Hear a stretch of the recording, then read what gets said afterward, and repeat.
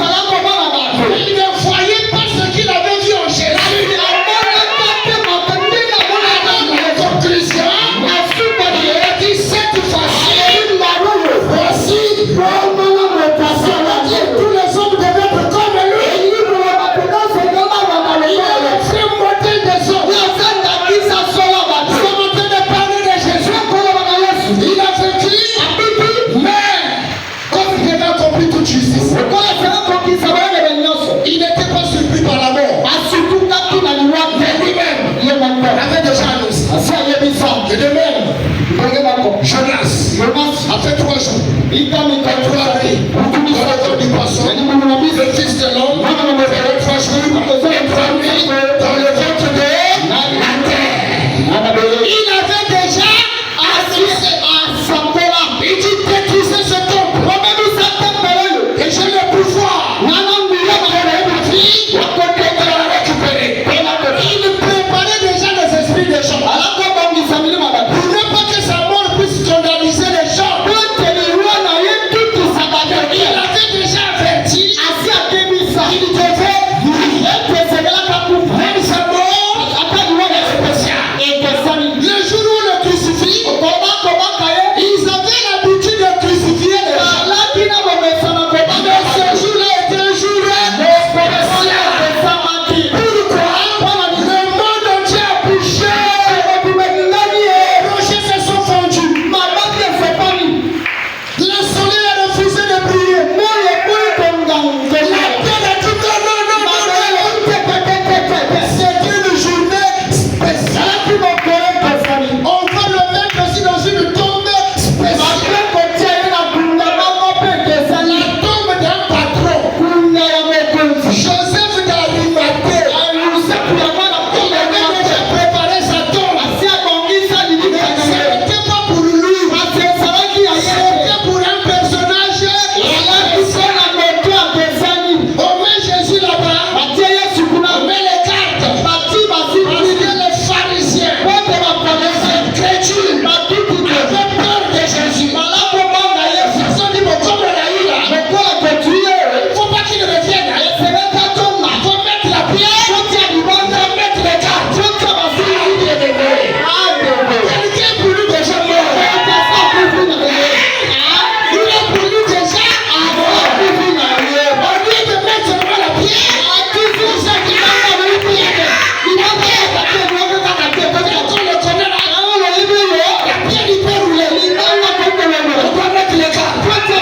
Est-ce que le Saint-Esprit a besoin de cartes? Le Saint-Esprit doit avoir peur de cartes.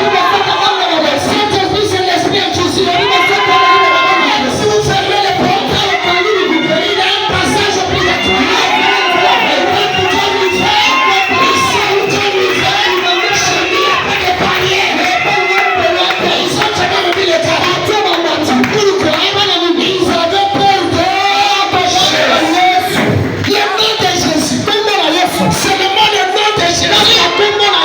Il est une bombe atomique dans le corps de Satan.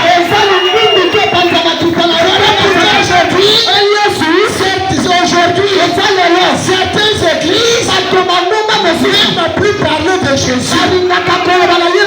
Branham a fait, Branham a dit, Branham a fait, Branham est le disciple de Jésus. Avant Branham, il y a d'abord Jésus. On doit plus élever sa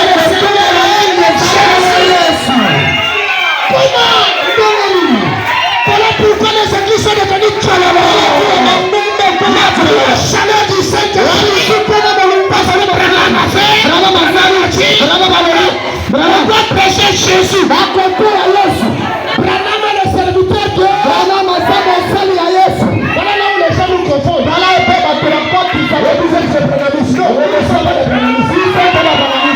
Nous sommes des chrétiens. Mais nous croyons le message. Dieu nous envoie par William. Et si on ne doit pas élever Branham plus que Jésus. Parce que nous on doit presser les canaux sur l'esprit. Parce que c'est l'esprit qui étouffe les enfants. Jésus, mais c'est le nom qu'on doit chanter. Le nom qu'on doit élever. Le nom qu'on doit prêcher. Le nom qu'on doit témoigner. Pourquoi? Il était mort. Il est ressuscité. Il nous dit au siècle.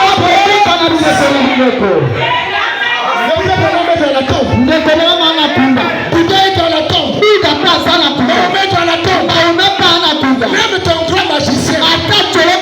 Les magiciens sur qui tu comptes. Les féticheurs que tu vas voir là-bas. Il est dans la tombe. Jésus qui est ici, sa tombe est ouverte. Il n'y aura pas de tombe pour lui. Il n'y a pas de tombe qu'on a mettre pour lui.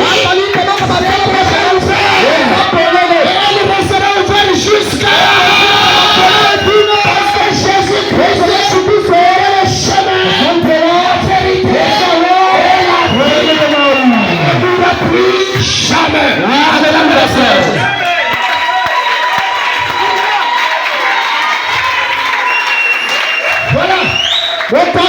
Ça c'est un rappel. C'est ça le pasteur. Pour ceux qui n'étaient pas là dans la semaine, on voulait vous mettre à la page. Parce que les absents ont toujours tort. Et les absents auront toujours tort. Voilà pour notre partie d'aujourd'hui. Arrange-toi à ne plus être absent. Je vous dis la vérité. Il faut faire attention. Quand Dieu donne un programme, à le pasteur, le programme nous dit, c'est du pasteur, il y a le Saint-Esprit. Ça veut dire c'est Dieu qui l'inspire. Et quand Dieu inspire le pasteur, tous les membres de cette église doivent faire du programme du pasteur leur programme. 2 jours, ça fait quoi 2 jours? Vendredi et samedi.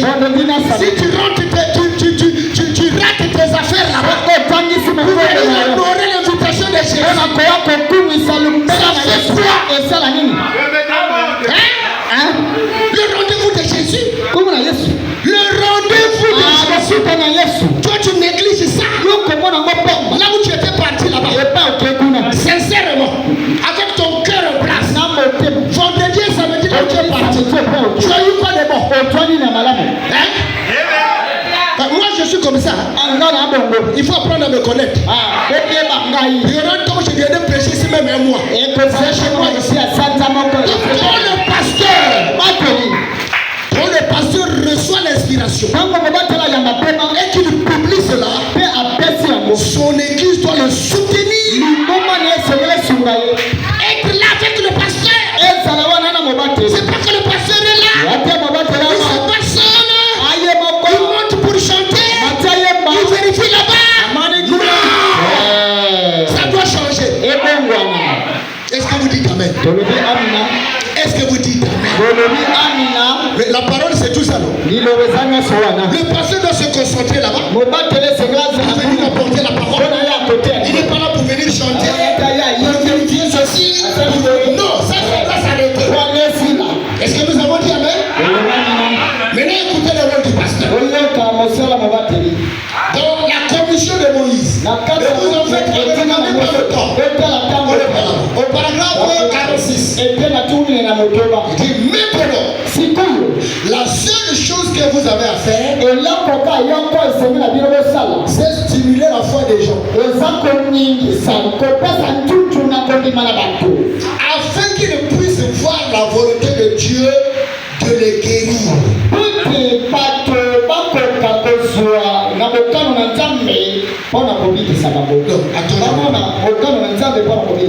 la seule chose que vous avez à faire, c'est stimuler la foi des gens. Afin qu'ils puissent voir la volonté de Dieu de guérir les gens.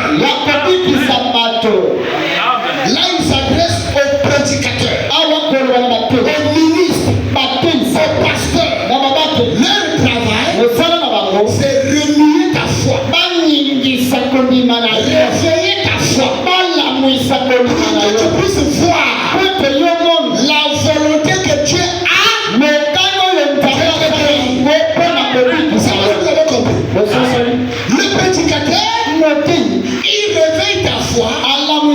Quand ta foi se réveille, ça te permet de voir ce que Dieu veut pour toi. Il continue, il dit, c'est tout sert à monter l'attitude de Dieu envers les gens. C'est tout serve à monter l'attitude de Dieu envers les gens.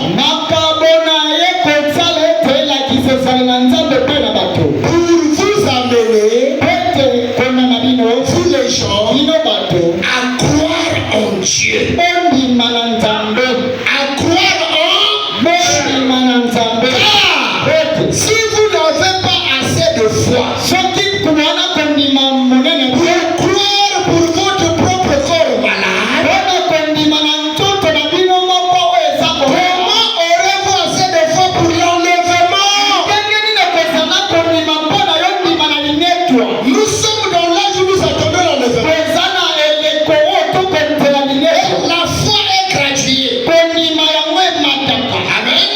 Parce qu'à chacun, le niveau de foi dépend de la dose de la parole qu'il reçoit et aussi de sa consécration. Si tu n'as pas assez de foi pour que ton corps soit guéri, pour chasser un petit démon, comment t'attends-tu à être enlevé? Si toi, tu ne peux pas chasser le petit démon, il t'empêche à vivre en paix, il t'empêche à être en bonne santé. Comment t'attends-tu à avoir la foi pour être enlevé?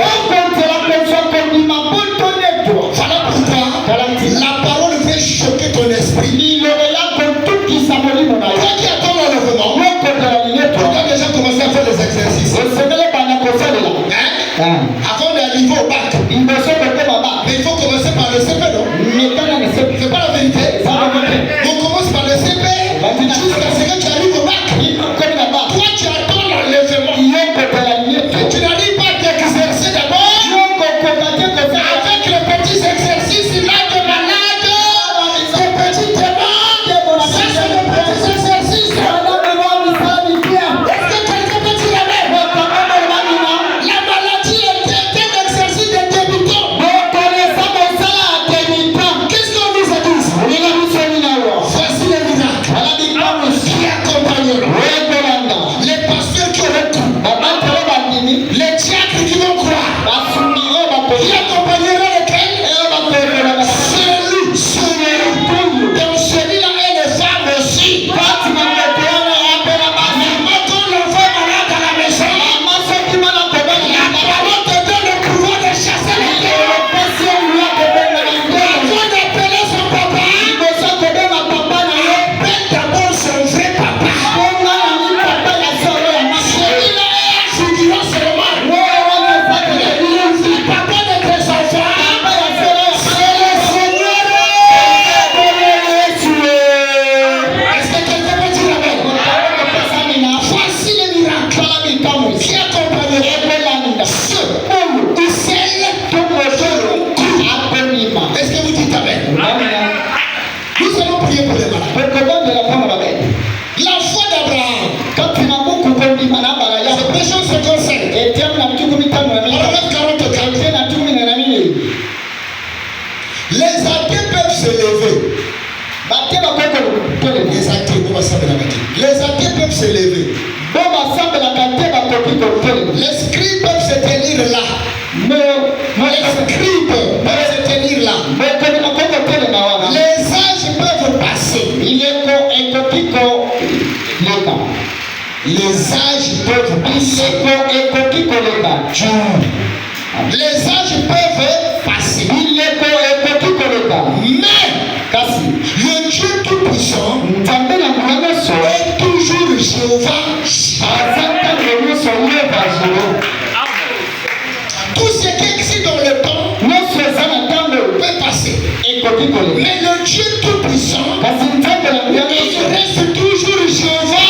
Est-ce que vous êtes avec moi? Il peut pourvoir à un sacrifice. N'importe à quel point vous êtes plongé dans le péché. Je vais bloquer cette parenthèse. Du péché qui te tourmente, qui t'empêche à te développer.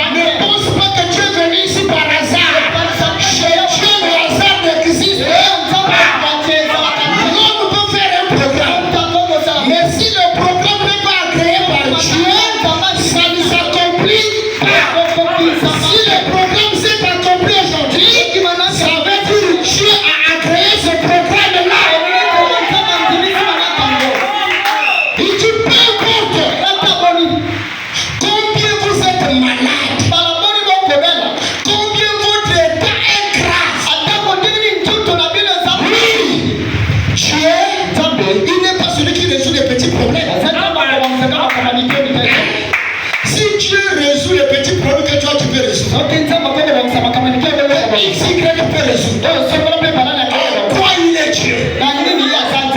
Lui, il est spécialiste. Le problème dont tu n'as pas de solution. Le problème dont quelqu'un quelque part n'a pas de solution. Quand tu seras chez lui, il y a un cabinet spécial. Quand vous allez à l'hôpital, chaque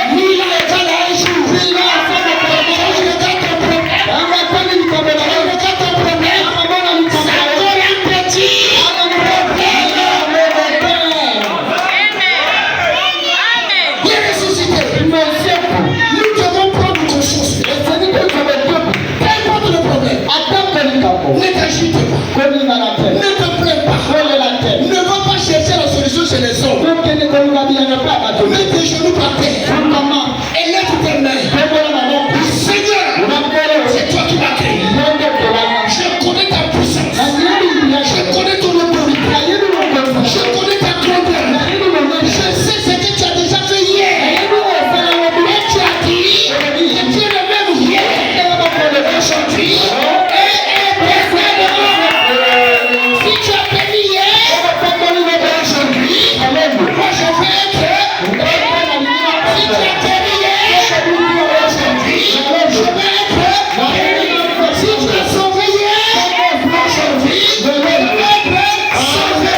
Si tu as pardonné le péché hier, est-ce que Jésus a pardonné le péché hier? Est-ce que Jésus a pardonné le péché hier? C'est ton péché qui ne va pas pardonner. C'est ton péché qui ne va pas pardonner. S'il a pardonné hier, aujourd'hui c'est ton tour. Alors comment c'est ton péché? Ne regarde pas ton péché. Si tu continues à regarder ton péché, tu es en train de faire mal à Jésus. C'est comme si l'œuvre de la croix supprimée par le Seigneur. De la croix, c'est lui qui te pardonne.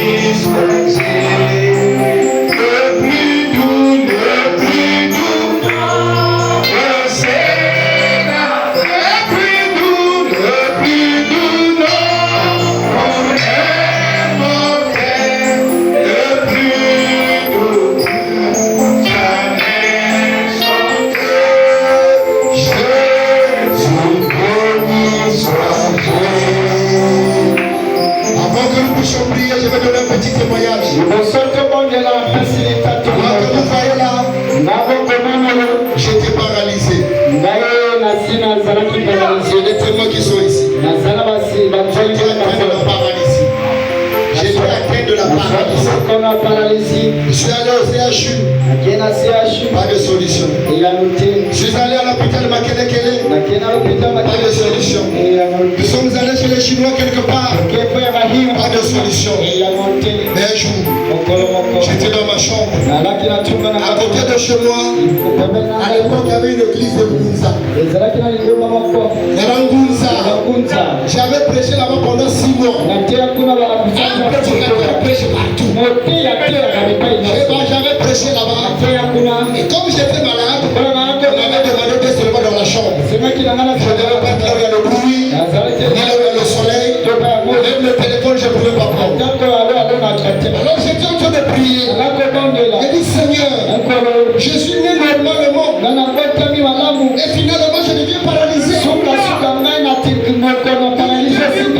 m'être paralysé? Et quand tu me guérisses, mais comment comme ça? Et je me suis souvenu de ce que Dieu me disait à l'époque. Et j'ai dit non, Seigneur pardonne-moi. Tu m'as frappé, je ne voulais pas prêcher. J'ai commencé à prier. Et chez les Ngouza là-bas, il commençait à chanter des chansons. Moi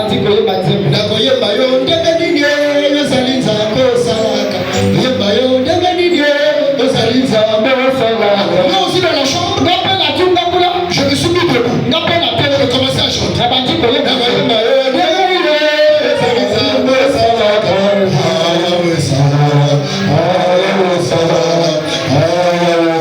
Mes bien-aimés frères, en même temps là, j'ai vu comme quelqu'un qui avait un voile lourd. Quelqu'un qui avait sa bouche. J'étais tombé de l'eau. Jusqu'à aujourd'hui.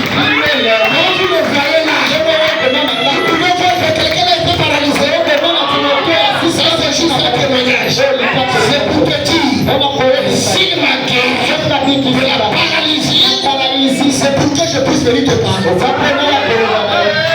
C'est ça la mission. Il m'a guéri pour que